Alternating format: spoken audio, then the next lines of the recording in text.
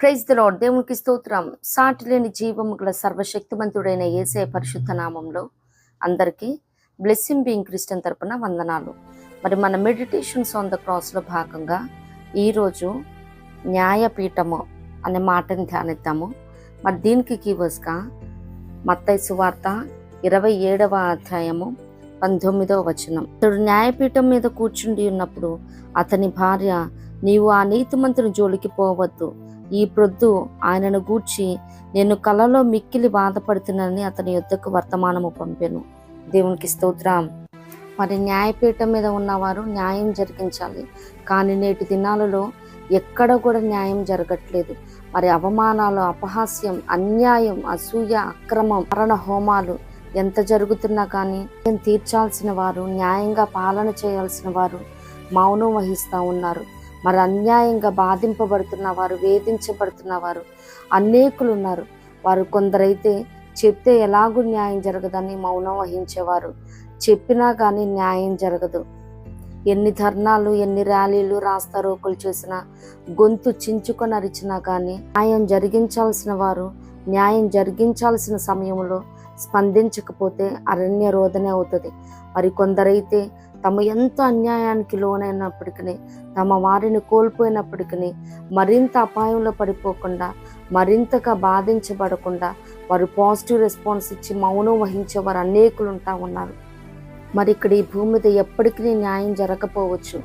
న్యాయంగా ఉండవలసిన వారు న్యాయాన్ని జరిగించకపోయినా, న్యాయమైన పాలన, న్యాయమైన తీర్పు ఇవ్వకపోయినా కానీ క్రీస్తు న్యాయపీఠం ఉంది. అక్కడ ఎవ్వరూ తప్పించుకోలేరు.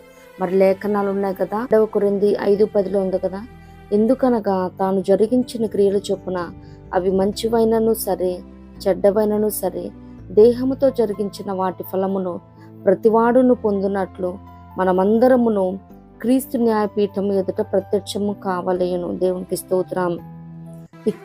ఇక్కడున్న పవర్ని బట్టి న్యాయాన్ని త్రిప్పివేయవచ్చేమో కానీ నాడు క్రీస్తు న్యాయపీఠం ఎదుట ప్రతి ఒక్కరూ నిల్చోవలసి ఉంటుంది.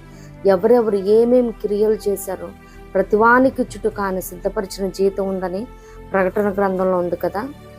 ప్రకటన 22:12. అన్యాయము చేయువాడు ఇంకొన అన్యాయమే చేయనిమ్ము, అపవిత్రుడైన వాడు ఇంకనూ అపవిత్రుడుగానే ఉండనిమ్ము, నీతిమంతుడు ఇంకనూ నీతిమంతుడుగానే ఉండనిమ్ము, పరిశుద్ధుడు ఇంకను పరిశుద్ధుడుగానే ఉండనిమ్ము. ఇదిగో త్వరగా వచ్చుచున్నాను, వాని క్రియలు చొప్పున ప్రతివానికి ఇచ్చుటకు నేను సిద్ధపరిచిన జీతం నా యొద్ద ఉన్నది. దేవునికి స్తోత్రం. Everything will be calculated. మరి ఇప్పుడు అంగబలం, అర్ధబలంతో, రాజ్యాధికారంతో, పవర్తో న్యాయాన్ని త్రిప్పివేయచ్చేమో కానీ ఒకరోజు వస్తూ ఉన్నది నిజముగా. ఆ రోజు మరి రాజాధిరాజు, ప్రభులకు ప్రభువు, న్యాయాధిపతి, అన్ని నామముల కంటే పైనామం కలిగిన దేవుడు మరి న్యాయపీఠం ఎదుట ప్రతి ఒక్కరూ నిల్చున్నప్పుడు ఎవరెవరు ఏమేమి కార్యాలు చేశారో అప్పుడు సత్యాన్ని దేవుడు వెలుగులోనికి తెచ్చే దేవుడే ఉన్నాడు. దేవునికి స్తోత్రం. న్యాయమైన పాలన చేసే దేవుడే ఉన్నాడు. న్యాయమైన తీర్పునిచ్చే దేవుడు మన పక్షంగా ఉన్నాడు. మనం ఏమాత్రం భయపడాల్సిన అవసరం లేదు. ఏ విషయంలో కూడా ఎటువంటి వివాదాలైన, విచారాలైన ప్రతిదీ కూడా ప్రభు పాదాల చెంత సమర్పిద్దాం. అడిగేవారు లేరని బలహీనుల మీద బలం కలిగిన వారు పవర్ చూపిస్తూ ఉన్నారు, దాడులు చేస్తూ ఉన్నారు. ప్రతిదీ దేవుడు చూస్తూ ఉన్నాడు. ఆయన కన్నులకు మరుగైనది ఏది లేదు. అన్యాయం చేయవాడిని ఇంకా అన్యాయం చేయవాడిగానే ఉండనిమ్మని లేఖనాలు సెలవిస్తున్నాయి కదా. మరి ఆయన తీర్పు ఇస్తాడనమాట. మరి వారి క్రియలు చొప్పున ఆయన ప్రతిఫలం ఇస్తాడు.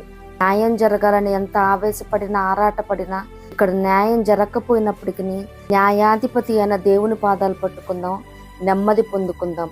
ఇటు కృప ప్రభు మనందరికి అనుగ్రహించును గాక. ప్రభు కృప మనందరికి తోడైండును గాక. ఆమేన్.